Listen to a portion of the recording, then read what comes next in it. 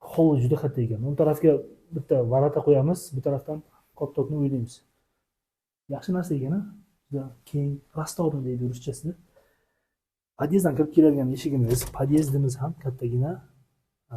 Tak, adashmasam G shakliga ekan. 4 ta xonadonmi, 5 ta xonadon mavjud.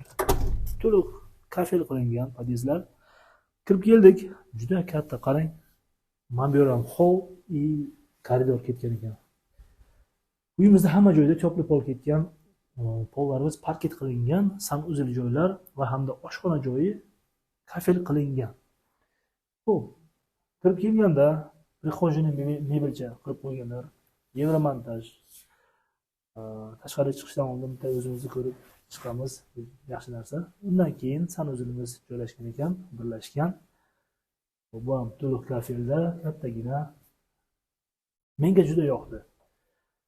Xo'p, ana shu o'ng tarafdan boshlaymiz. Undan keyin oshxona qismimiz keladi. Yangi ta'mir, zamonaviy mebel, jihoz, texnikalar, kerakli yashash uchun hamma narsamiz bor ekan. Burchakda doimgidek mana ishlab turibdi. Ruxontirkamiz o'rnatilgan.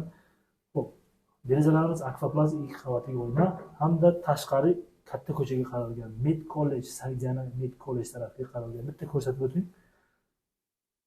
Ana shu Saidjana Med kollej ko'chasi.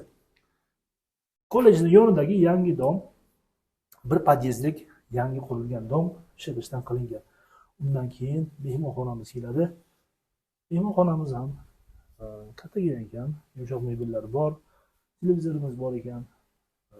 Mehmonxonadan yotoqxonaga kiramiz. Bolalarga yotoqxona qilib bergan ekan. Aytib o'taman, aslida mana shu katta bitta xona bo'lgan. Xonani ikkiga bo'lganlar. Ikkita yotoqxona qilib qo'ygan ekanlar. Xo'p, uyimizda planirovkasi skvoznoy degani, ya'ni dom qurilgan bo'lsa, har ikkala tomondan ham derazasi bor. Derazalarni ochsangiz, havo almashinuvi juda zo'r bo'ladi. Xo'p, katta koridor bilan xonalarga kirib boramiz. Ikkita xonani ko'rdik. Mana bu uchinchisi, boyagidek aytib o'tdim. Ana shu aslida katta xona bo'lgan bu uyimiz polnotsенный 3 xonali bo'lgan.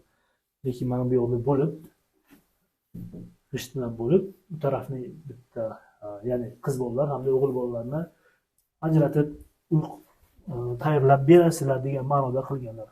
Kattalarning yotoqxonalari. Bu xonamiz ham o'zi bu kvartiraning xonalari katta ekan, patologiya baland, kerakli mebellarimiz bor. Bu taraf devorga qaralgan, ayollarga zona va hamda shkafimiz tayyor ekan. Bundan tashqari garderobni xonacha qilib qo'yibdilar. Buni xohlaganlar bemalol sanuzil qilib olsangiz bo'ladi. Sal xarajatim bor ekan, lekin juda yaxshi o'ylabdilar. Xonamiz tayyor, faqat ichini jihozlash kerak bo'ladi. Eslatib o'taman, hamma joyga tepli pol ketgan, pollarimiz parket qilingan. Tepli polni kollektorlar deydi, mana shu yerda joylashgan ekan. Mana ko'rishingiz mumkin. Ikkinchi qavatda joylashgan skvoznoy planirovka, yangi dom. Shig'ishdan qilingan domimiz ikkinchi qavatda lift kerak emas. O'zi domda lift yo'q ekan. 5 qavatlik, 6-qavatli mansarda. 110 kvadrat, narxini 115 ming deyaptilar. Savdosi albatta bo'ladi. Qiziqqanlar zudlik bilan har doimgidek pastdagi nomerlarga aloqaga chiqamiz.